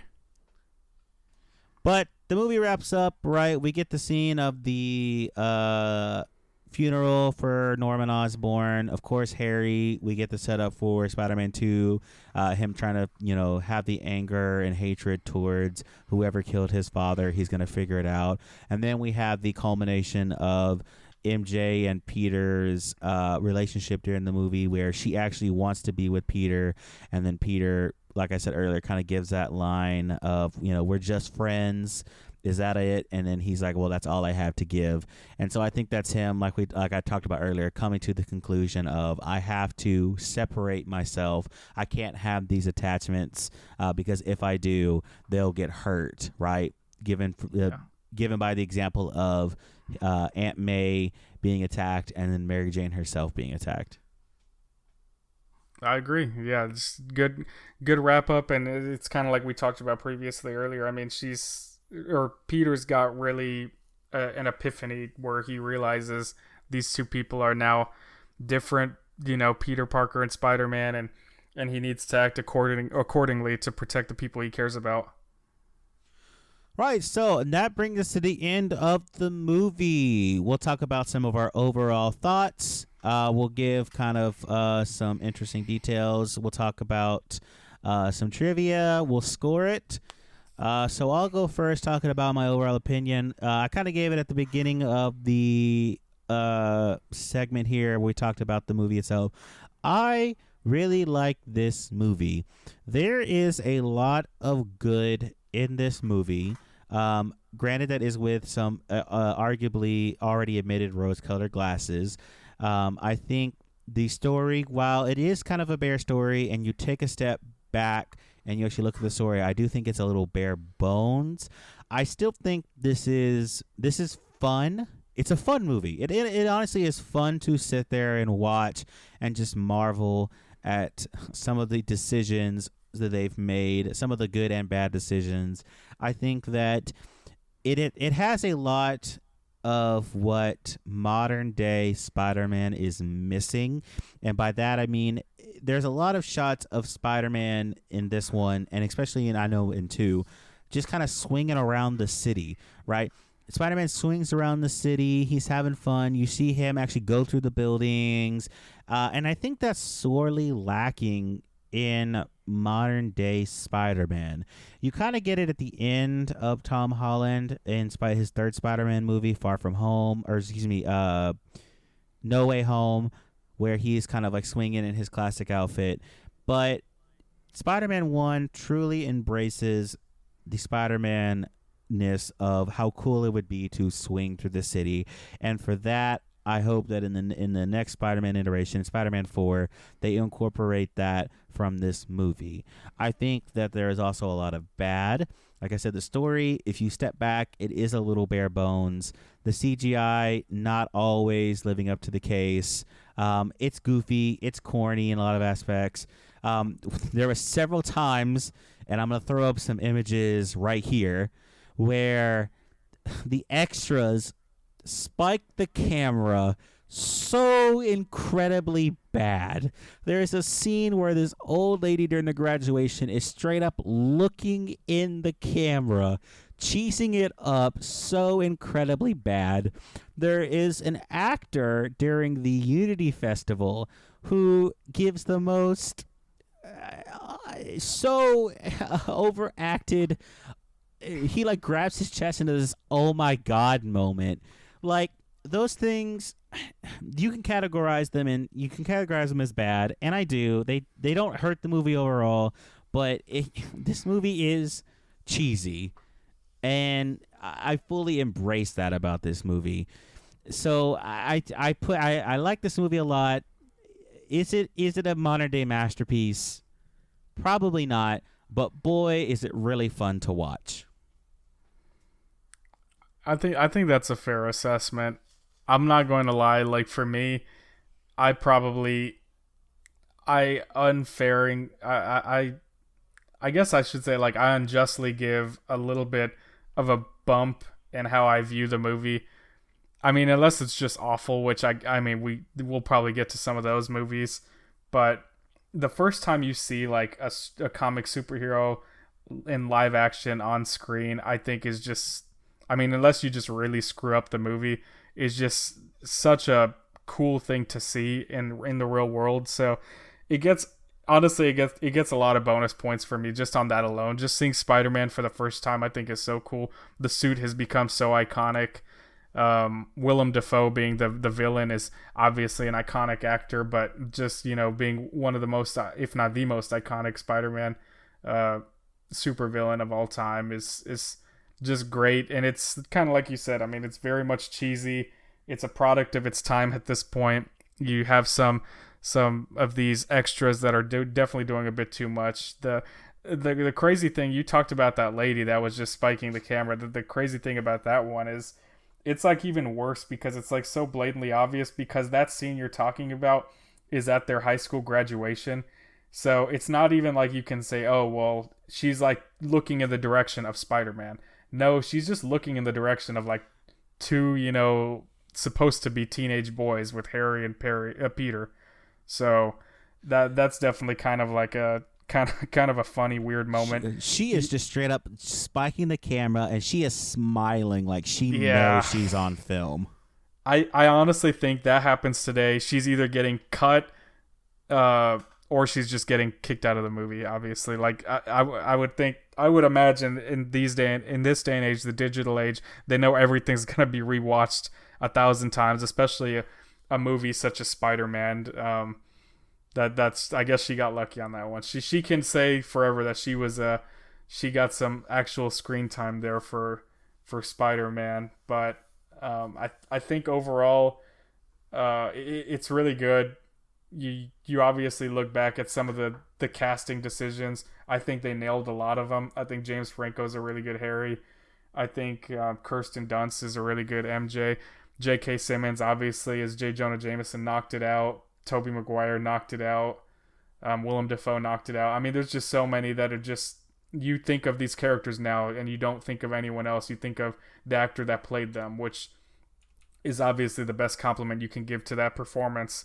So one of my all-time favorites personally. I don't know if the quality probably deserves it to be up on that kind of pedestal, but I will admit I definitely give it more brownie points than most probably do. All right, so do you want to go ahead and we'll give it a rating? So we're going to break this down in a couple ways. We're going to give it a rating based on the performances of the actors, the overall story. We will do background extras. Anything else you want to include in this rating? I think we're gonna try to use this scale like more so throughout all of our future films. So I was gonna say something like age of casting, but I don't know that that's an appropriate, and I don't know that that's practical. Like if we were going like by an age of casting scale, I mean they probably get like a 2. I mean, looking at the professor or their teacher, whoever that was in the beginning of the movie. Yeah, just rough. So yeah, no, that sounds great. So we'll do this. We'll have a category for acting, overall acting performance, the script or the story, and we'll do visuals for now, and then we can add anything, and we'll tally it up, and we'll give an overall score. We'll average it out. So acting, storytelling, and visuals. We'll start off with acting. Okay. So acting, what do you give the actors of Sam Raimi's Spider-Man? Man, I'm trying to be fair. I'm really trying to like bring it in totality. So just scale of 1 to 10, I'd probably say.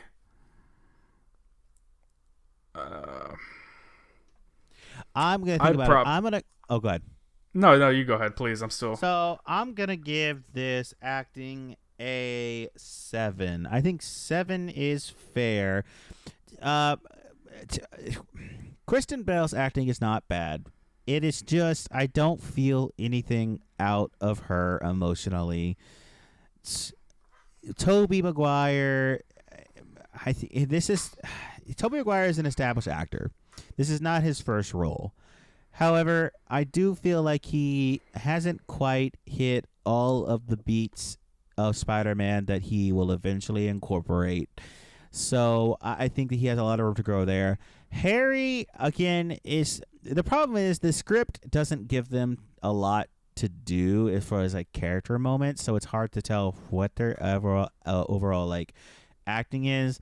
Overall, I think Willem Dafoe definitely brings this up a lot past where it might be. So I think 7 is going to be a fine scale for me. I'm not gonna lie. Everything you just said is great points all around. I am probably pulling the score up way further by a couple of people alone. And it's because of J.K. Simmons as J. Jonah Jameson and Willem Dafoe as Green Goblin. I think those two guys are just perfect. I mean, at this stage, they're already, veterans of their craft. I agree with your point. Toby's definitely not as refined and polished at this point. I would probably go up, like, I would say 8.2, which I know is very high for the movie. 8.2. But I think those I can't give him I know. 8.2. I have to. You're talking about the main villain, and I know. Okay, JK's obviously that's not like a main character, but such an iconic character. I think so. Are we gonna have like a category just for casting? Because I think that's kind of why I'm being pulled up too. If we're having a category for casting, I think that acting category can come down a little bit for me. Well, we'll do a category for casting. How good the casting was, how we felt the casting. So separating your casting feelings, the overall acting of everybody involved. Okay, then I would probably be like 7.6. I don't about it. Okay, I don't think I'm much higher than you. I think I'm cool with 6. Thinking about everything, I think I'm cool with 6. I definitely have the rose tinted glasses. I know I do. So I can't disagree with. It's not great. I know it's not great, but I do think there is a couple of good performances by Willem and J.K. So right. Does that really necessitate pulling you up to 7? Probably not. 6.5. All right. So for the script, how good is the story? Looking back at it, I can't. There's not really a script here. Like, there's a flow, right? There's a flow. Things happen. Things are going on. Stuff is being connected. But if I'm talking about the overall story, I really don't honestly feel like there is a lot of story here, right? And simple stories aren't necessarily bad. I just feel like this is kind of a prototypical coming of like an origin story, and I almost hesitate to say a Spider-Man story. This honestly feels like a Norman Osborn, a Green Goblin story with a surrounding little bit of Spider-Man around it. And so for me, I'm gonna have to say that the script is also a 6. The overall story. Wait, are we only doing whole numbers here? No, you can do partly. I just think it's a 6. We could do 0.5s or whatever you want to do. No, okay, that's fine. I was making sure these are like true 6s, or if like I just need to hone in on my own score correctly. But all right, I got it. I would probably agree. I think I'd probably go a little higher. I'd probably be at like 6, 7, 6.7, because like it's a very generic kind of, like you mentioned. It's much of it is like a Norman Osborn story, but when you take a step back and look at the sense of the trilogy itself, it kind of makes sense that they set up that so much as they did, because now you don't require as much revisitation of these thoughts throughout the next installments. Just speaking to the actual story itself, I probably give it a little bit more bonus points because it's also the first live action origin story for Spider-Man, which kind of I alluded to earlier, so that kind of factors into why I think I'm higher. I could go with a 6.7. That's fine. You talk me into it. Okay, all right, there we go. Sevens for acting was a little high. I could probably agree with that, but I feel like we're simpatico on the storyline. All right, visuals. What does the movie look like? Boy, this is tough because, like I said, when those CGI is not hidden, it is not hidden. It does not look great. However, there are some shots that I do think look pretty good even for today. Like I said, that one scene in the fire where the blades are being thrown around, I really do enjoy that scene. If I had to give a thought on visuals, I mean, I hate to keep going around the board here, but honestly, I got to give it a 7. I think the visuals for the time, I think, are pretty good. If you try to compare them to now, obviously they're lacking. But for the time, 2002, and even some of the stuff that does look pretty good even nowadays, I'm going to have to go and say 7 is my category, my score for visuals. I mean, honestly, kind of taking a step back, I think you actually kind of hit it on the nail for me. I think 7 is a really fair score for it.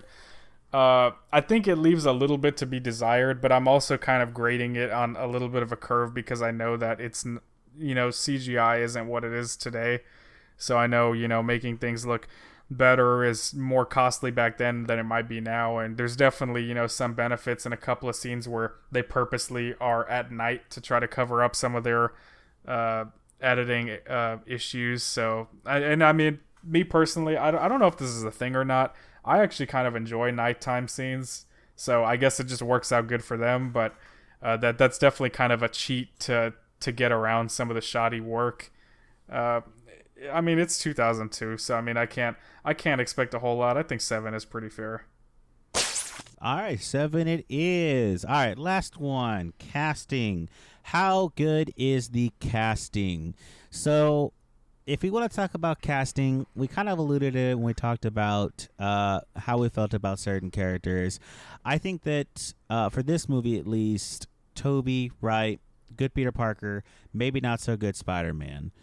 J. Jonah Jameson, great casting as J.K. Simmons. Willem Dafoe, I think that's a pretty good Norman Osborn. I have my gripes about some of the characterization.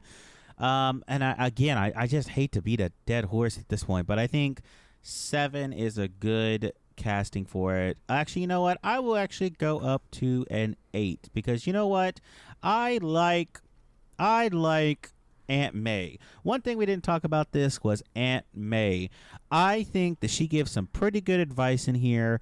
I do appreciate Marissa Tomei, and I also think she's a really good Aunt May as well. I think the classic octogenarian, really old Aunt May hits so good in this, and I really, really, really like her, the actor who plays Aunt May in this one. Uncle Ben, really great. Didn't get to see him a lot, but I really do get that grandfatherly feel. I'm going to say 8 for casting on Spider-Man 1. You're going to hate me. I'm not going to lie. I'm like casting to the moon on this movie. I think so a couple of mine that are I guess kind of meh, but I guess I can't offer you off the cuff people that I'm oh, well, they could have replaced them, because this is also bearing in mind that this came out in 2002. So I'd have to look at who was hot around that era.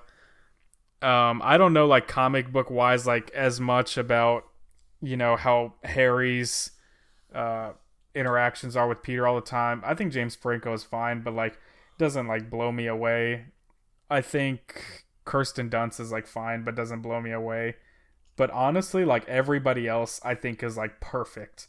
I think J.K. Simmons obviously great, Willem Dafoe great, Tobey great, Aunt May great, Uncle Ben great, Macho Man Randy Savage great. And I know that's just a throwaway character. That was kind of more of a joke, but I mean I love this cast. So I'm way higher than that. I honestly think an 8 is really low. I mean, I understand I'm probably way too high. I'm probably I'm 9.7. 9.7. All the pillars that are there are knocked out of the park home runs. I can't. Aunt May is the rock that Peter can cry on, and you alluded to she's such a great figure for him. Uncle Ben is nailed. I mean the kind of gripes I have about, and I guess maybe Mary Jane is a big character, but I don't know. It's in the 9s for sure. You could maybe talk me down a little bit, but it is in the 9s. I can't. So James Franco, right? Harry is a party-going guy who does have some really good redeeming qualities eventually, but he's a party guy. He eventually goes down this whole drug thing, and I think they amped that up in 2. But for this first one, he's almost non-existent. He's almost a non-character. Yeah, but it's the origin. It's the origin movie. But still, though, you can still make him have some kind of characterization. I just don't think that James Franco in this one is very good. I think that Mary Jane in this isn't very good. Those are 2 key center points in his life. The villain is good. J.K. is good. Tobey is half and half, and then wow, that's breaking news. You don't think Tobey is that great of a casting? This isn't about the acting. We've already graded the acting, so you don't like Tobey the cast. I like him as Peter Parker. I don't think I like him as Spider-Man. It just doesn't do it for me. And I know he's underneath the mask, so you can't really see him.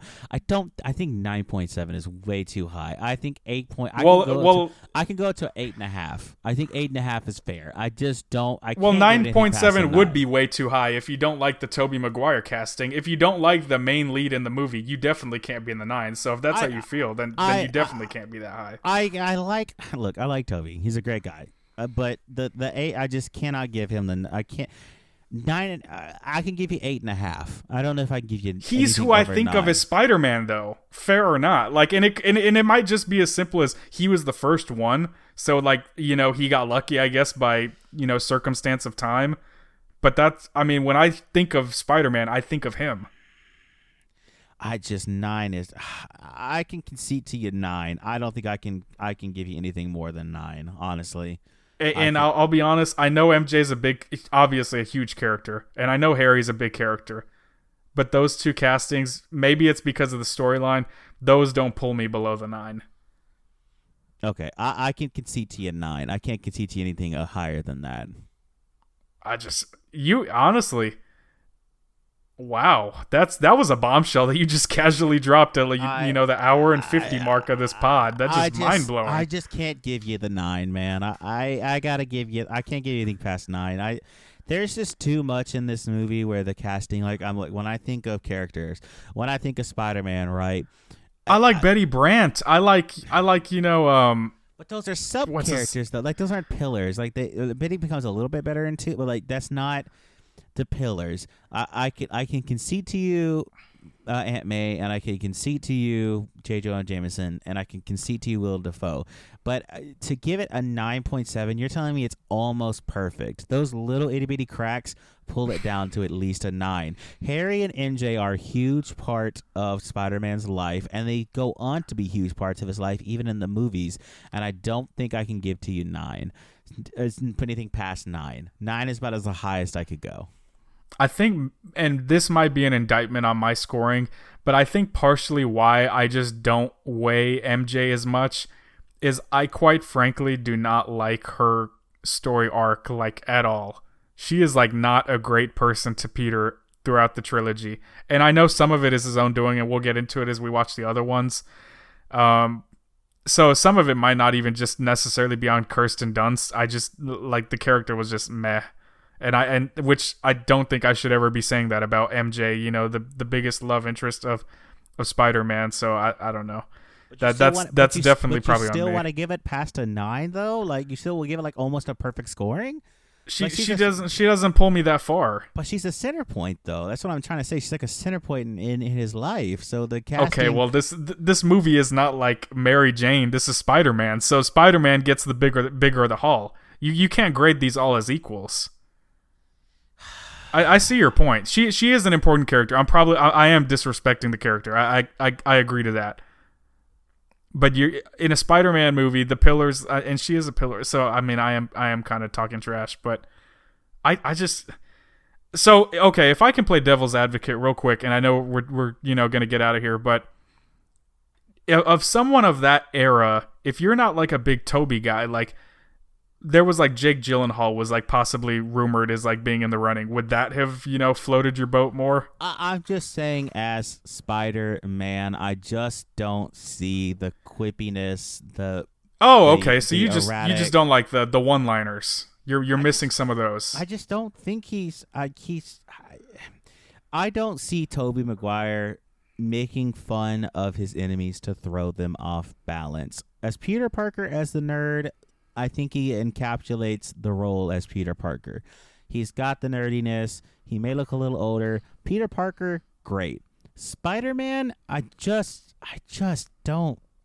And he's the Peter Parker that I grew up on. When I think of Spider-Man, I do think of Tobey. But that's after the fact. That's after all these movies. If I'm just looking at this, if you're just looking at the movie alone and taking out your feelings about the other movies and where it goes and how it makes you feel, if we're looking at just the movie, I just don't see it for this movie. I'm looking movie by movie basis and not what it becomes. Yeah, I mean, yeah, I mean, I guess agree to disagree. I mean, so maybe you can tell me, like, so in the comics, like when he becomes Spider-Man, is the quippiness there like immediately? Because we acknowledge that most of this movie is just an origin movie. So I agree he's probably lacking some quips, but is he like right out of the chute like quippy in all the comics? I mean, he is telling really bad jokes pretty much from the get-go, but that's just because it's Stan Lee writing it, and so he's writing what he thinks is funny. So Yeah. that's more of an indictment about Like dad jokes, kind of. well, yeah, that's just more of an indictment about what Stan Lee is writing more than anything. But I mean, he is still in the quips. He is quipping, kind of like it is an essential part of his character. But how does that have to do with casting then? Wouldn't you make that a shot at like co-ep then for writing that? I'm just saying. I think that as Spider-Man, I just it's hard for me. Can I at least say that I pulled you into the nines? I will give you 9. I'll give you. I got you into the nines. All right, I'll take a 9 I'll flat. give you 9. Okay. All right, I'll take a 9. 9. So for acting, we've got 6.5. Story script, we've got 6.7. Visuals, we got 7. And for casting, there is a 9, which brings us to a grand total for the long box review for Spider-Man 1 by Sam Raimi. Comes in at a whopping 7.4. But you can't do this to me. I started this company. You know how much I sacrificed? That's low. 7.4 If is you would our score. Gosh, I have such a soft spot. If you would just tell me, hey Adam, what do you think of this movie? I definitely wouldn't say it's a 7, but that's the score. That's the score for the people. If you break it down, I mean, look, like I said, rose. I mean, it's fair. Just taking it off, it is fair. Out of 10. If you're looking at this movie, it's like you said, we talked about. It's not a bad movie. It's really fun. It is a fun movie to sit down and watch. I think it's fair to say that we had fun sitting down and watching this movie. But yeah, and I think me personally, I think the threshold, like if you tell me like a movie's a 7, I'll go watch it. If you tell me anything below a 7, I'm not gonna watch it. That's just like a rule of thumb for me. So I guess that's like passable. Or at least go out and like watch it in a theater, right? Yes. Like, maybe watch it at home if it's less than a 7. But well, sure, yeah, it doesn't cost you anything, or you already have a subscription to whatever. But yeah, I agree. 7 or above, I will go out and spend my money to go watch it. I think it's fair. We'll rate the other movies. I have high hopes for Spider-Man 2 because honestly, out of any of them, Spider-Man 2 is my favorite out of the Sam Raimi trilogy. So I am looking really forward to next time when we sit down and watch Spider-Man 2. I thought these movies would be in the 9s. I think I'm going to have to be like fighting you to the death just to pull you into the 8s for Spider-Man 2. So I will try my best for the people. The acting is Tobey Maguire. There's a reason why there's a fart face compilation for Tobey Maguire for these movies. He's not. There's iconic lines. Overall, I think 7.5, 7.4 is a good range for this movie. Anyways, this has been the Long Box review of Spider-Man 1. Next week, we're going to check out Spider-Man 2 and then Spider-Man 3. If you have any opinions on what you thought about this movie or tell us anything that we're wrong about, which I'm sure we are, leave it down in the comments. We'd love to read them, see what you guys think about these movies. And if you do have a superhero or content that you want us to check out next after Spider-Man, let us know down in the comments below. For Adam and Anthony, this has been the Long Box Podcast or Long Box Movie Review. Thanks for hanging out with us.